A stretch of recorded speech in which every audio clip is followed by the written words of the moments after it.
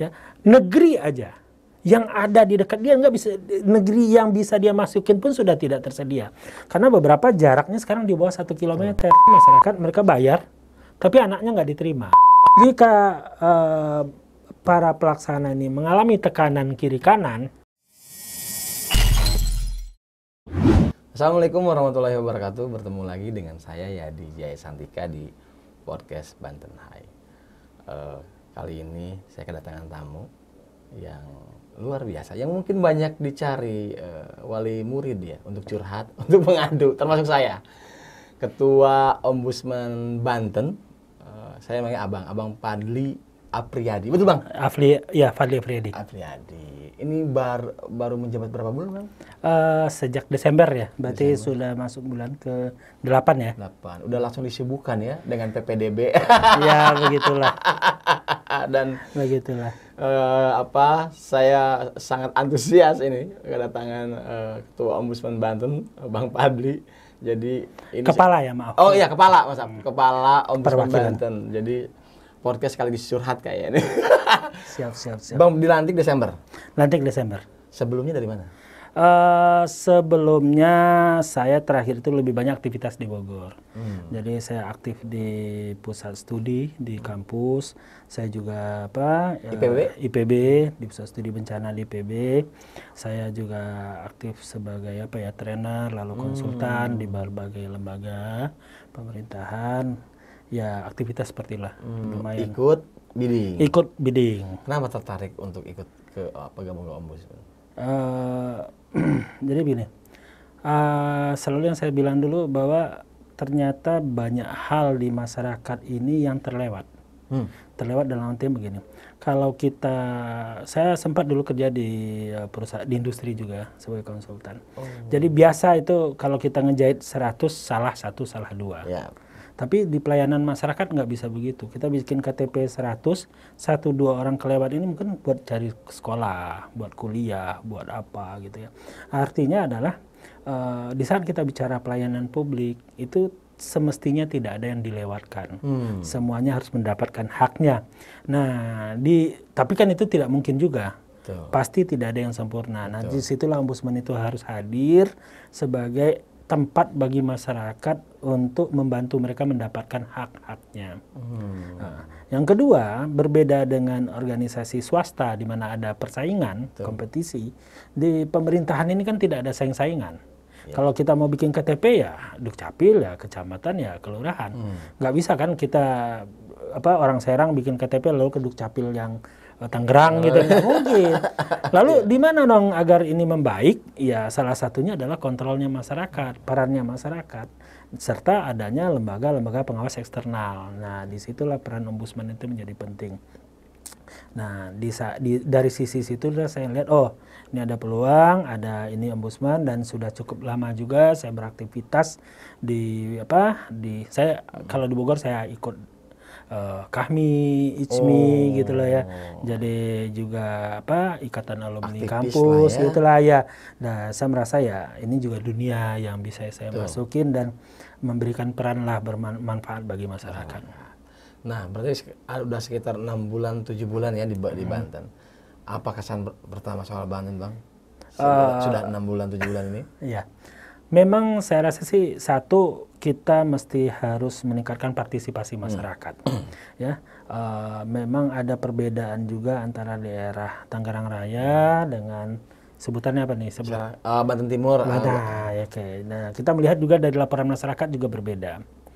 Lebih banyak laporan masyarakat ini muncul dari daerah Tangerang Raya dan dari Kota Serang lah.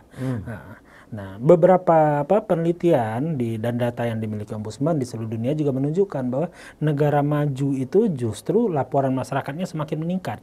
Artinya adalah kesadaran masyarakat akan hak-haknya semakin tinggi, dan itulah yang membuat pemerintahan itu semakin baik. Semakin masyarakat itu banyak memberikan aduan, komplain segala macam, itu membuat pemerintahan itu akan semakin baik, karena Cuma sisi itu yang membuat pemerintah ini semakin diingatkan karena mereka tidak punya persaingan tadi. Kontrolnya tinggi lah. Gitu ya. Kontrolnya harus tinggi di masyarakat. Nah, itu adalah PR kita salah satunya di daerah Banten ini. Bagaimana kita menyadarkan masyarakat bahwa mereka harus terlibat secara aktif dalam kontrol ini. Nah, kalau kembali ke PPDB, tahun ini kita melihat peran masyarakat itu semakin tinggi. Berapa pengaduan yang di PPDB? Per kemarin itu sekitar 50-an lebih ya. Kita lagi rekap karena prosesnya masih kita teruskan. Meningkat tapi dari tahun sebelumnya? Oh, meningkat dari tahun sebelumnya. Cuma karena saya baru masuk, saya juga berdiskusi dengan teman-teman. Sebenarnya untuk tingkat SMA tahun ini semestinya lebih baik. Karena tahun kemarin semestinya lebih baik. Karya dan memang lebih baik sebenarnya. Karena tahun kemarin kan belum dilakukan secara online ya. Kemarin per sekolah, sekarang dilakukan secara online. Jadi itu poin yang pertama. Yang kedua, secara online itu relatifly tidak ada masalah. Kan tidak ada kita menemukan masalah server down segala macam. Nah, yang ketiga, perhatian pemerintah provinsi kayaknya juga lebih kuat. Dibuktikan Pak PJ itu sempat turun beberapa kali. Langsung ke rumah-rumah bahkan makan di salah satu rumah dan dia juga menemukan adanya penyimpangan pada masalah afirmasi kakak. Nah, itu ditemukan langsung. Jadi kita melihat begitu. Cuma yang berbeda adalah kesadaran masyarakat tahun ini lebih tinggi. Sehingga tingkat pelaporannya lebih tinggi, keriuhan di media sosial juga lebih tinggi. Ya, tahun kemarin mungkin tidak terlalu di media sosial tidak. Tapi kalau sampai sejauh ini kami belum menemukan umpamanya seperti kejadian tahun kemarin. Ya, ini masih bergerak ya. Tahun kemarin itu ada sekolah yang harus menambah ruang kelasnya. Negara menerima terlalu banyak. Nah, tahun ini mudah-mudahan tidak terjadi dan kita selalu mengingatkan jangan dilakukan gitu ya. Pada sisi itu kita melihat sebenarnya sudah ada perbaikan. Cuma memang kesadaran masyarakat yang semakin baik, keinginan masyarakat untuk mendapatkan pendidikan berkualitas yang juga semakin baik ya, dan kenyataan sekarang apalagi untuk tingkat SMA untuk masuk ke perguruan tinggi negeri itu nilai sekolah ini mempengaruhi. Jadi masyarakat akhirnya memilih sekolah-sekolah tertentu yang dirasa bisa menjadi nilai tambah untuk masuk ke perguruan tinggi negeri. Nah, saya nih mau curhat juga nih, Bang. Kan ada tiga sistem untuk masuk ke SMA terutama ya. Saya tidak paham dengan yang namanya jalur zonasi. Saya melihat bahwa zonasi itu siapa yang paling dekat, ya kan? Siapa yang paling dekat sekolah sampai siapa yang paling dekat dengan pejabatnya. Itu tidak benar. Itu benar. Ya, dan itu yang menjadi banyak laporan bahkan di masyarakat ya. Dan menurut saya zonasi paling tidak mendidik, Bang. Saya kalau dulu, Bang, saya pengen ke sekolah favorit A gitu ya. Maka ketika favorit A ini nem kamu minimal harus segini. Maka ketika saya ingin masuk sekolah favorit yang saya kejar, saya harus belajar mengejar nem itu ya. Maka saya bisa masuk ke sekolah itu. Sekarang enggak, Bang. Saya harus nyari teman terdekat atau keluarga terdekat untuk masuk jadi kakak bahkan. Enggak mendidik menurut saya. Kenapa enggak beradu prestasi kayak dulu? Temuan di lapangan gimana tuh, Bang? Ya kita memang belum melakukan kajian atau penyidikan lebih jauh ya terkait dengan ini. Laporan masyarakat cukup banyak yang masuk mempertanyakan kenapa si A diterima, si B diterima, kenapa saya tidak. Tapi kalau kita balik kepada esensi awal zonasi itu kan ingin membuat semua orang itu berhak mendapatkan pendidikan. Yang kedua sebenarnya salah satunya juga menghilangkan adanya sekolah-sekolah favorit. Jadi nanti semua sekolah ini kualitasnya sama dan memiliki input yang sama pula siswa-siswa dengan tingkat prestasi dan kemampuan akademik yang relatif sama. Jadi anak pintarnya terbagi gitu ya. Itu yang diharapkan. Nah, cuma perlu ada beberapa syarat yang harus terpenuhi. Salah satunya adalah jumlah sekolah yang cukup. Nah, kalau kita anggapkan meja ini sebagai zona dan ini adalah sekolah, ya kan? Sekolah ini seharusnya bisa menerima seluruh siswa yang ada di sekitarnya. Di zonasi, sezona itu, bukan bicara sekitar, zonasi. Jadi kalau satu kecamatan itu ada satu SMA atau 2 SMA, seharusnya mereka bisa menerima semua siswa. Cuma sayangnya sekolah kita terbatas. Kenapa permasalahan zonasi ini tidak terlalu heboh pada tingkat SD? Karena banyak. SD banyak gitu loh. Jadi mencukupin. Kalaupun ada, yang ada sekarang malah banyak SD kosong. Oh. Ya, atau memang ada beberapa SD karena fasilitas tertentu yang dikejar, tapi bukan berarti sebenarnya ada yang terdekat. Berbeda dengan tingkat SMA. Jangankan mengejar sekolah yang favorit. Ya, negeri aja yang ada di dekat dia nggak bisa, negeri yang bisa dia masukin pun sudah tidak tersedia. Karena beberapa jaraknya sekarang di bawah 1 kilometer. Cuma 1 kilometer, bahkan di SMA 1 Tangsel itu cuma 360-an meter. Iya kan? Nah, lalu yang di luar itu akan kemana?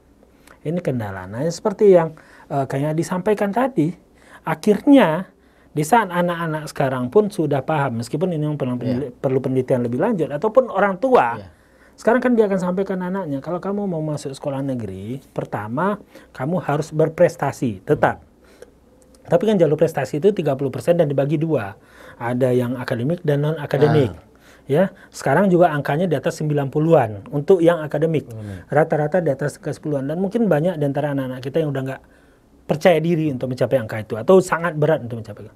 Pilihan yang berikutnya apa? Yang terbanyak itu 50% adalah zonasi. Dan itu tidak ada di anak. Anak nggak bisa ngelakuin apa-apa. Orang tua pun sebenarnya ya, kalau memang rumahnya udah di atas 1 kilo, apa yang bisa mereka lakukan? Pilihan yang benar kan mereka mencari sekolah lain. Tapi kan sekolah negeri yang tersedia terbatas. Cuma ini. Lalu ke sekolah swasta. Oke, taruhlah sanggup membayar. Tapi dengan kualitas yang sama dengan sekolah negeri, itu swastanya mahal sekali. Atau jangan-jangan kita nggak menemu sekolah swasta yang kualitasnya mendekati sekolah negeri. Sehingga pilihan itu menjadi semakin kecil semakin. Akhirnya ditempuh cara berikutnya apa? Mendekatkan diri ke sekolah. Nah, mau beli rumah di situ kan mahal. Akhirnya ya berlakulah tindakan umpamanya yang sekarang ya nitip kakak. Nitip kakak nggak bikin kakak baru, nikah lagi nggak ada? Nitip kakak segala macam. Ini memang perlu, menurut saya bahwa harus ada upaya yang luar biasa. Konsep zonasi ini bagus. Artinya adalah bagaimana mendekatkan anak-anak dengan tempat dia belajar. Tapi ada syaratnya, satu, jumlah sekolahnya cukup. Yang kedua, kualitas jangan terlalu jauh. Ya, dengan kualitas yang jauh, bayarnya mahal. Ya maaf ya, di luar titip kakak mungkin ya dengan cara lewat calo atau apa, membayar dengan nilai tertentu, yang itu pun masih jauh lebih murah dibanding dia masuk ke sekolah swasta. Nah, menarik Bang, tadi soal titip kakak. Kalau titip kakak kan harus melibatkan lembaga yang ngurusin administrasi itu. Nah, temuan di lapangan gimana tuh Bang? Misal saya sebut aja Dukcapil misalnya kan harus kalau ganti kakak kan harus melibatkan lembaga. Tidak ada larangan. Boleh-boleh saja. Kita punya anak nih, kita titipkan di pamannya. Tidak ada larangan. Boleh. Tidak ada aturan yang dilanggar masalahnya. Kan boleh. Iya, yang penting syaratnya karena ada di kakak terdekat kan? Iya, syaratnya mungkin ada pengantar domisili untuk membuat kakak kan. Ya kan? Ya, kalau memang saat itu dia anaknya tinggal pada saat itu ada di situ, umpamanya habis itu disusun. Secara aturan tidak ada yang dilanggar. Kecuali nih yang muncul belakangan di beberapa daerah ya, kita belum menemukan di Banten, ada ternyata satu rumah sampai 6 sampai 10 orang anak. Begitu ditanya sama yang punya rumah, dia nggak kenal. Dia nggak kenal. Nah, kita belum menemukan ini di Banten ya, tapi di beberapa daerah itu ada. Dia nggak kenal namanya. Tapi kalaupun menempuh jalur yang benar nih, anak masih kelas 1, kelas 2, titipin ke tetangga, saudara, siapapun yang ada di situ. Kan kenal. Diperiksa juga kenal. Ini tinggal di sini kan dia bisa bilang, ya dia mau tinggal di sini. Belum ada aturan yang dilanggar sampai saat ini selagi dia menempuh cara yang seperti itu. Dilakukan 1 tahun sebelumnya, memang mengenal tempat yang akan dititipkan gitu kan. Ya tidak, mungkin bisa-bisa saja tidak aturan yang dilanggar karena boleh kok kita titip. Nah, kecuali yang tadi dia bayar lewat calonya nyariin tempat titipin, begitu ditanya rumahnya, bisa jadi yang punya rumah nggak tahu, dan itu terjadi di beberapa tempat. Nah, itu terjadi di beberapa tempat, tapi di Banten kita belum menemukan ya. Meskipun banyak laporan terkait itu, tapi kita mendorong lah ya, bukan karena agar sekolah juga memeriksa sampai sedetail itu. Dan itu dilakukan di beberapa sekolah, cuma mereka juga kan pasti punya keterbatasan, yang daftar kan banyak sekali. Nah, kalau dari Ombudsman sendiri, biasanya kalau memang itu laporannya fix, clear, kita akan tindak lanjutin. Ya, karena kan kita dengan jumlah SDM yang terbatas juga, kita nggak mungkin bisa melakukan itu semua kalau tidak di clear. Tapi kalau di sekolah kan mereka punya data tuh. Lapor. Kita juga, maaf ya, kita juga mempertanyakan kalau 300 meter aja umpamanya itu udah 150 orang gitu ya. Apa iya pada tahun yang sama dalam radius 300 meter itu bisa masuk sekolah secara bersamaan gitu ya.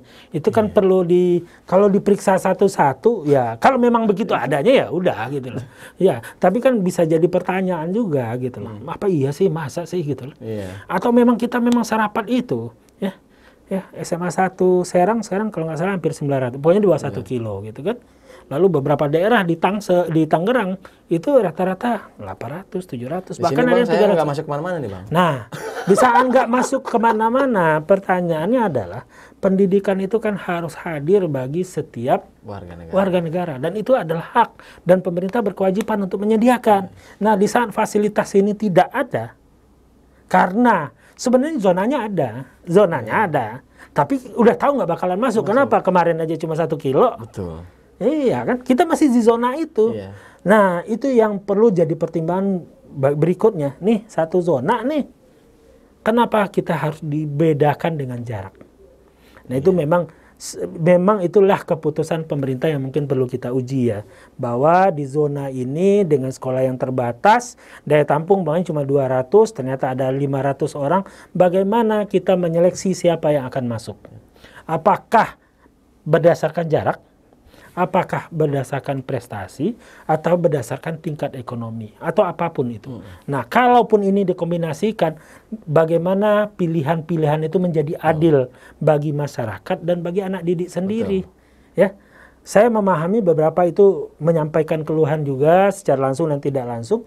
Anak itu kadang nggak terima, dia tidak bisa masuk sekolah itu karena jaraknya jauh. Betul. Ya, kalau kita lihat dari 3 jalur itu, kenapa yang yang diributkan adalah zonasi. Kalau prestasi jelas, penilaiannya jelas, Bang ya. Lalu afirmasi juga jelas, walaupun ada yang nekat, yang menurut saya orang gila aja tuh ya. Nah, kalau zonasi persaingan saya lihat ini mau masuk sekolah, orang kan berkaitan dengan pendidikan ya, dengan sistemnya harus mendidik gitu. Nah, kalau jarak begitu ya, makanya orang ribut loh, kalau cuma jarak masa kita harus tiap tahun geser-geser tempat biar makin dekat gitu ya. Jadi tidak tidak terukur begitu ya, sehingga itu yang jadi ramai. Bayangkan kemudian, Bang, katakan orang kalau mungkin orang mampu ketika tidak masuk ke negeri bisa ke swasta yang mewah segala macam yang bagus. Ketika yang tidak mampu kan, Bang Ari bingung ya, masa tidak menyekolahkan anaknya gitu karena alasan itu, sementara di depan mata ada sekolahnya. Nah, Bang, memang saya orang tua akan melakukan apapun supaya anaknya sekolah di tempat yang baik, pastikan begitu, Bang ya. Ketika mau ada sistem ini dia tidak masuk, orang tuanya melakukan segala cara, termasuk mungkin apalagi dia punya jabatan dan segala macam. Nah, di Banten ditemukan itu, Bang. Ya, ini baru ya saya cerita tadi lah ya. Hari ini kita dapat laporan tuh salah satu pejabat itu marah ke salah satu kepala sekolah karena titipannya nggak masuk gitu ya. Nah, jadi ya saya tidak usah sebutkan lah ya pejabat apa, tapi yang jelas itu ada gitu ya, ada yang menitipkan nggak masuk, akhirnya marah-marah kepala sekolahnya kan. Lalu ada juga beberapa waktu yang lalu ini juga agak ini ya, jadi anak-anak yang tidak masuk itu dihubungin, ditawarkan untuk masuk. Padahal PPDB sudah selesai? Sudah selesai. Dengan membayar sejumlah nilai tertentu yang disebutkan apakah untuk uang pagar, uang seragam, uang macam-macam gitu. Padahal kan negeri tidak boleh lah. Ya kalaupun seragam ya tidak ada hubungan seragam dengan PPDB. Seragam tidak ada hubungan dengan PPDB, apalagi pagar ya. Pagar kan rumah jadi internal sekolah? Melibatkan lah gitu ya. Nah, makanya kita juga sudah berkoordinasi juga dengan Dindik ya, karena ini jenjang SMP. Jadi di kota dan kabupaten terkait kita udah sampaikan untuk mereka melakukan ya upaya pembinaan lah kepada kepala sekolah. Oh, yang bayar-bayar itu yang SMP itu tadi? Ya, SMP. Kalau yang pejabat yang SMA ya? Ya, yang ada laporannya. SMA juga ada tuh yang bayar-bayar gitu ya. Ada yang bilang dia udah masuk sampai 5 juta, 6 juta gitu kan. Iya, jadi memang kalau kita lihat di media sosial malah lebih parah lagi ya. Iya. Ya, yang masuk ke ombudsman juga banyak gitu ya. Tapi kan di ombudsman pelapor itu tentu ada kriteria juga. Mereka harus mau menyampaikan data dirinya meskipun pasti dirahasiakan oleh ombudsman gitu ya. Lalu memang terdampak. Artinya bukan pengaman, karena kita bukan membantu pengaman, kita bantu terdampak. Anak saya masuk sekolah ini, tapi ketendang umpamanya gara-gara ada informasi, ada yang bayar, ada yang ini. Nah itu bisa kita tindak lanjutin. Tapi kalau ada yang bilang, saya dengar nih sekolah sana nih terima begini-begini, kita tidak bisa tindak lanjutin. Karena mereka bukan orang yang dirugikan. Iya kan? Dia kan bukan yang dirugikan, pihak yang dirugikan. Nah yang bisa melaporkan ini kan yang dirugikan. Dirugikan apa? Gara-gara gitu anaknya nggak masuk. Atau gara-gara itu dia harus keluar duit umpamanya. Nah itu kan mereka yang dirugikan, yang itu pasti dan itu harus kami tindak lanjuti. Dan yang cukup ngeri Bang, anak sekolah sekarang sudah tahu. Sampai kalau, ini pengalaman pribadi Bang ya, pengen ke sekolah A katanya begitu, tapi katanya harus punya uang. Jadi ketika teman-temannya ke sana dia enggak, ya orang tua pasti kan agak dianggap tidak punya uang, tidak memperjuangkan, agak ini juga Bang ya. Nah itu juga banyak di masyarakat begitu. Nah, ke depan Bang, apa catatan ombudsman di Banten terkait dengan PPDB ini Bang? Satu, kami mengajak semua pihak ya, untuk yang ke depan ayo bersama-sama. Ini PPDB ini kan masalah nasional. Betul. Ayo kita duduk bareng, mungkin Dinas Pendidikan, ya, pemerintah daerah, kita duduk bareng. Kita dorong bersama-sama. Ombudsman di seluruh perwakilan seluruh Indonesia ini juga sedang melakukan pengawasan PPDB. Artinya kita tentu juga akan mengeluarkan rekomendasi bersama. Tentu akan lebih baik, akan lebih indah jika kita semua nih seluruh daerah juga mengeluarkan rekomendasi. Beberapa waktu lalu saya lihat itu Pak Wali Kota Bogor ya. Nah, itu sudah menyampaikan ya beberapa hal terkait dengan pelaksanaan PPDB. Mungkin perlu juga kita dorong karena kalau ini kejadian berulang berarti ada sesuatu di sistem. Karena kejadiannya kan berulang meskipun variasinya berbeda. Variasinya berbeda ya. Ada yang cuma masih lebih banyak di titip KK itu di beberapa daerah. Tapi di daerah yang padat tingkat ekonominya lebih baik segala macam itu lebih banyak itu bicara tentang uang. Kalaupun ada titip KK di situ ya lewat calo lagi gitu lagi ya. Jadi lebih banyak bicara uang kalau di daerah yang memang sekolah padat dan tingkat ekonominya. Memang ini ada variasi berbeda setiap daerah, tapi permasalahannya ujungnya sama. PPDB ini menimbulkan ekses-ekses tertentu. Nah, perlu kita kaji apa yang mungkin bukan salah di sistemnya, tapi kan ada syarat yang tidak terpenuhi tadi. Sistem zonasi akan bekerja dengan efektif jika satu sekolahnya cukup. Yang kedua, kalaupun sekolah negerinya kurang, sekolah swastanya pun kualitasnya juga harus semakin ditingkatkan, tapi dengan harga yang tidak terlalu tinggi juga. Ya coba bayangin di Tangsel sana kan cukup banget sekolah swasta yang bagus-bagus kan. Tapi masuknya 40 juta, 30 juta gitu kan. Nah Bang, ada juga modus yang saya dengar justru susupan. Saya menyebutnya susupan. Itu dilakukan setelah PPDB selesai. Artinya tidak online ya, offline atau bahkan COD kalau. Nah, ditemukan itu Bang di Banten. Tahun kemarin itu sangat besar jumlahnya. Tahun kemarin tambah kelas itu. Adanya terjadi penambahan kelas tahun kemarin karena itu. Ya, standar umpamanya tahun kemarin kasarnya begini, rombel mereka itu cuma 7 rombel. Tahu-tahu mereka terima 10 rombel. Berarti dia harus tambah 3 kelas. Ya, sehingga akhirnya mereka bangun kelas baru segala macam dari iuran mereka-mereka ini yang anak-anak ini yang dimasukkan belakangan. Itu modus tahun kemarin. Nah, tahun ini kita tentu masih melihat nih sampai 2-3 minggu ke depan. Biasanya kita akan membandingkan antara data di Dapodik sama pengumuman. Berapa yang masuk dengan pengumuman. Ya kan yang paling sederhana umpamanya standarnya SMA itu satu kelas itu 36 orang. Kalau isinya lebih dari 36 berarti sisanya ini tidak mungkin masuk lewat jalur sebagaimana mestinya. Tambahan. Nah, SMP itu 32.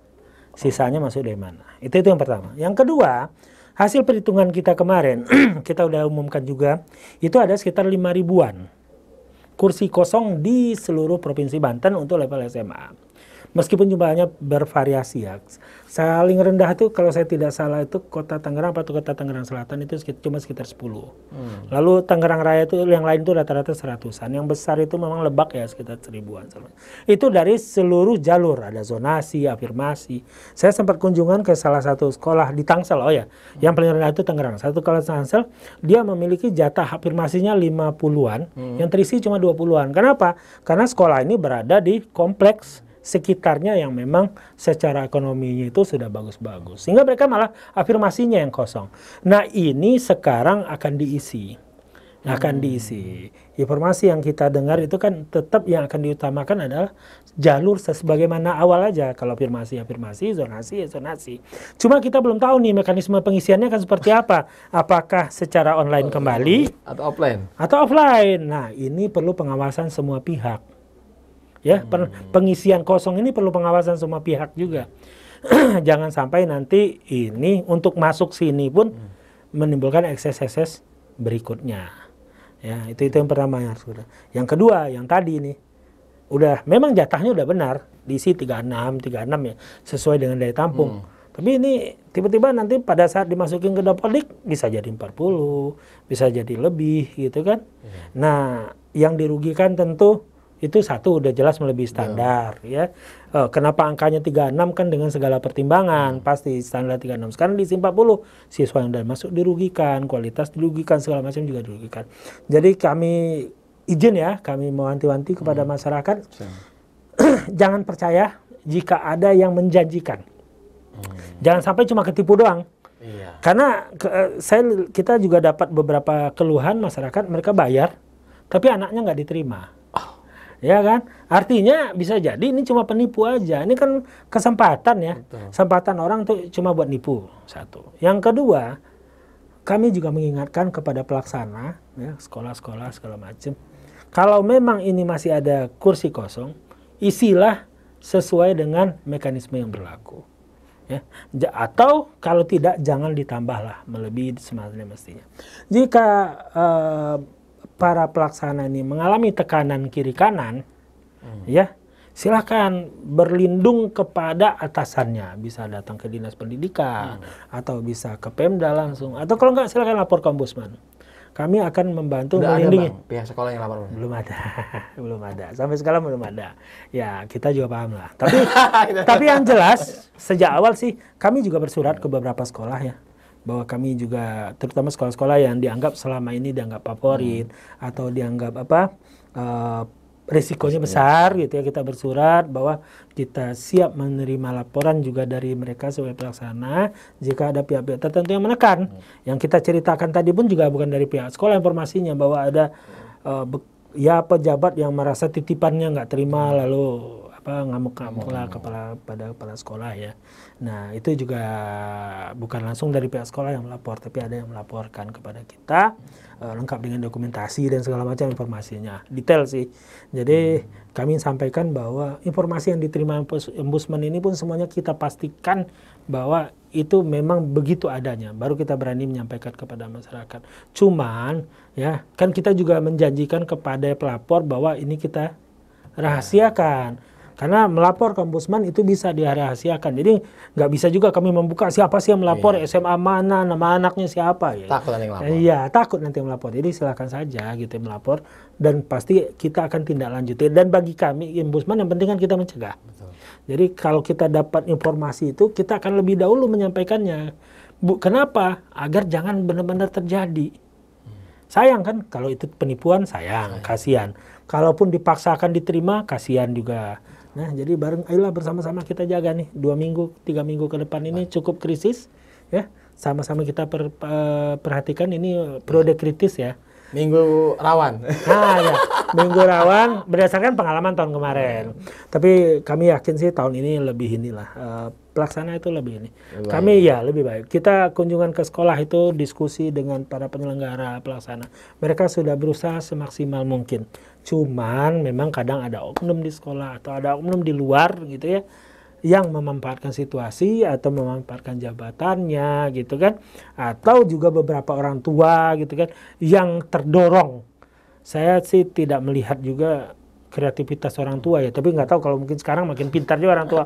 Oh bisa toh di TKK gitu, oh bisa toh, bisa dalam artian bisa dilakukan meskipun itu sebenarnya tidak boleh dilakukan. Tidak boleh dilakukan. Terakhir Bang, apa rekomendasi, nanti apa berikutnya?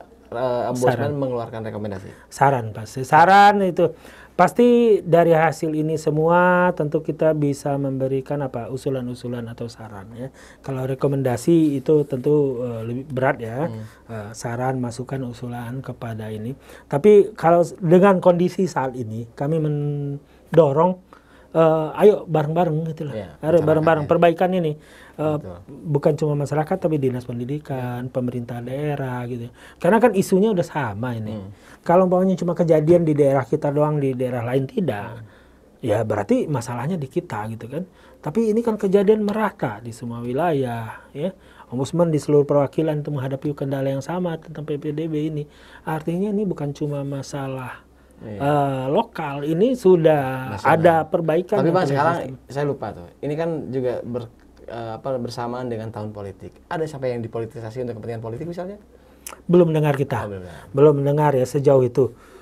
Bahwa kalau memilih ini akan didorong untuk ini belum melihat. Tapi kalaupun iya pada hal-hal yang positif kenapa tidak? Ya kita mendorong juga kepala daerah ya turunlah gitu kan.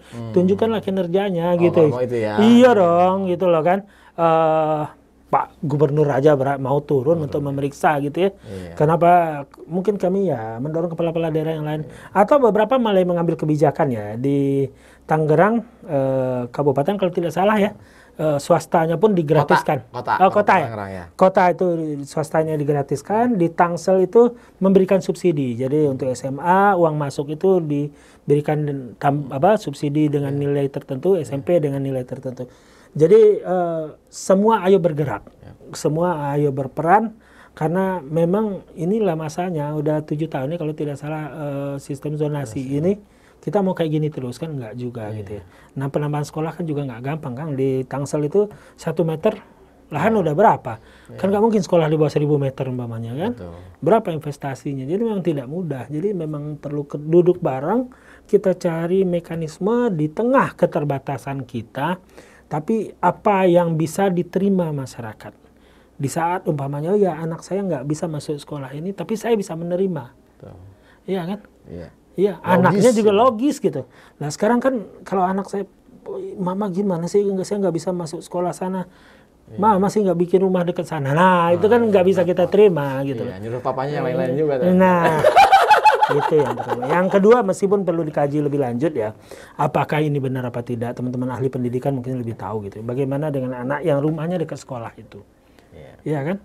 Tidak ada lagi motivasi dia untuk nggak usah belajar, saya pasti terima karena sekolah. Itu. Meskipun itu belum ada penelitian kajian sejauh ini, tapi itu perlu juga jadi pertimbangan ke depan gitu loh, bahwa sistem ini pun harus mendidik.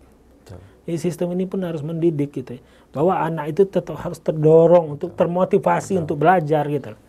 Jangan termotivasi untuk melakukan hal-hal yang tidak gitu. Apalagi nanti orang tuanya yang didorong-dorong, Pak bayar aja Pak, ini aja Pak. Nah itu kan nggak benar. Anak-anak udah tahu kolusi ya. Takutnya. Baik Bang, terima kasih banyak. Ini saya udah terlampiaskan. Dan kita berharap tentu ke depan lebih baik ya. Kan capek juga Bang ya, tiap masuk ke sekolah dari anaknya sampai orang tuanya stres gitu ya. Termasuk ya tetangga-tangganya juga sama begitu. Dan kita tahu bahwa PPDB mudah-mudahan juga menemukan format terbaiknya, entah itu seperti apa sistemnya, dan sekolah generasi kita sekolah dengan nyaman lah gitu ya. Terima kasih banyak Bang. Ya, terima kasih banyak juga. Kita nanti ketemu lagi. Ya, siap. Baiklah, itu dia podcast kita dengan Kepala Ombudsman Banten, Bang Fadli Afriyadi. Terima kasih banyak.